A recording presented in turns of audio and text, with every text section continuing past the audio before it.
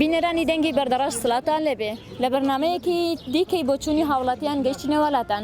بەرنمەیەم جارەمان بۆچوونی هاوڵاتیانە لەسەر پێشوازیکردن لە مانگی پیرۆزی ڕەمەزان و چۆنەتی خۆ ئامادەکردنی هاوڵاتیان بۆ ئەم مانگە پیرۆزە و لەسەر گرانبوونی پێداویستیەکانی ڕۆژانە کە دەپرسین ئایا پێداویستیەکانی ڕۆژانە گران بۆ یان وەکو هەروەکو خۆی ماوەتەوە لەگەڵمان بن.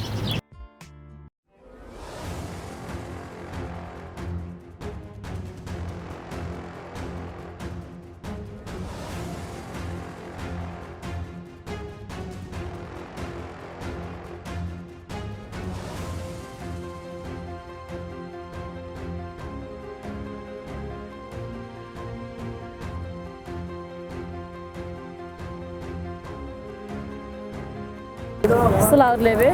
عليك السلام ورحمة الله وبركاته. وەکو گەنجێک چۆن خۆت ئامادە کردووە لە مانگی پیرۆزی ڕەمەزان؟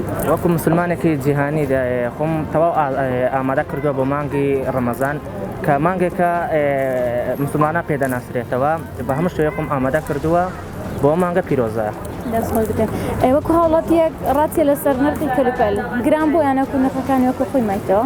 وەڵڵاهی ئەوەی ئەم چاودێری وەکو کڕیارێک کە سەردانی گومرکی قەزای بەردەڕەش دەکەم نرخەکان ئەوەندە یانی گران نیە هەر وەکو ڕۆژانی پێشترە بەڵام داواکاریەکەم ئەوەیە لە خاوەن دوکاندارەکان یعنی نرخەکەم بەو شێوەیە لێ نەکەن کە خەڵکەکە بێزار بکرێت چکە وەکو ئەوەی دیارە خەڵکەکە بێموچەیە حکوومەت ئەو بژێوە ژیانی لە خەڵکەکەی دابین ناکاتن کە بتوانن بە هەر نرخێک بێ یعنی شتەکەی بکڕن بۆیە داواکاریم ئەوەیە لە حکوومەت و لە هاوڵاتی کە خاوەن دوکانەکان نرخەکە بە شێوەیەکی ئاوا بیتن کە خەڵکەکە توانای کڕین و بژێوی ژیانی خۆی هەبێتن. دەستا خۆش بیت و سەرکەوتەوە.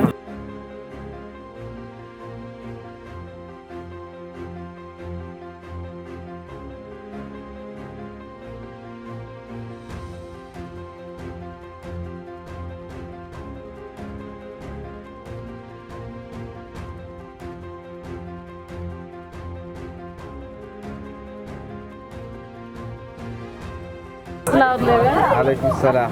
وەکو گەنجێک چۆن خۆتان ئامادە کردی لە مانگی پیرۆزی ڕەمەزان؟ والله باشە. ئیشوکار کووە؟ والله باشە ئیشوکار. هێشتا ڕەمەزان ناتیە باشە. لە ڕەمەزان ئیشەکانتان دەکرێتە شەو یانەکو هەر پێشی مەغریب؟ والله هەر پێشی مەغریبە.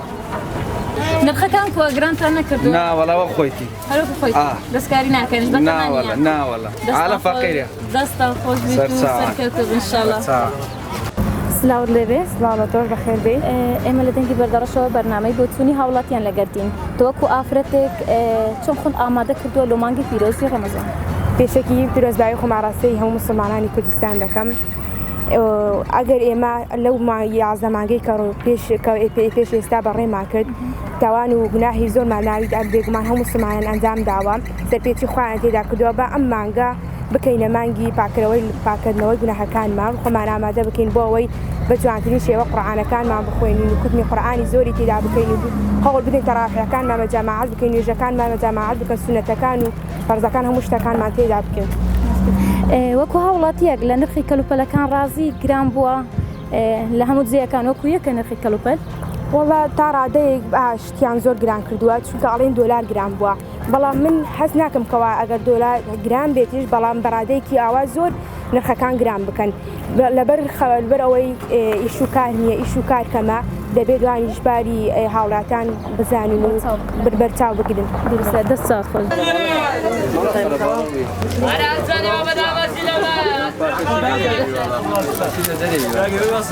پیرۆزبایی هاتنی مانگی ڕەمەزان لەگەڵ مسلمانانی جیهان مسلمانانی کوردستان بە تایبەتی دەکەین هیوادارین مانگی ڕەمەزان بێتە مای خێر و خۆشی و بەرەکەت بۆ گشت مسلمانان و کوردستانی تایبەتی.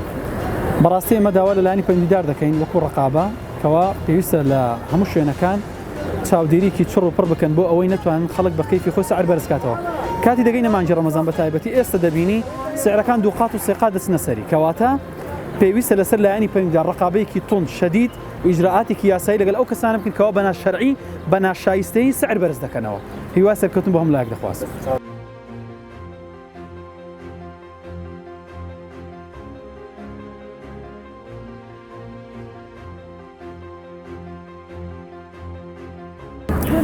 پیرۆزبایی مانگی ڕەمەزانێ لەگەشت مسلمانی جیهان و بە تایبەتی هەرێمی کوردستان دەکەین هیواداریم ڕقابە حکوومەت ئاگاداربی کەلوپەل و شمک بی کە نرخەکان بەرز نەبنەوە بە هیوادارم ئەو مانگە پیرۆزە چاویانە فەقیر فقەرابی پیاوی زەنجین مانجی تاعەتە مانجی لێبوردونە مانجی خێر و خێرات و زکاتە سەرکەوتوو بن.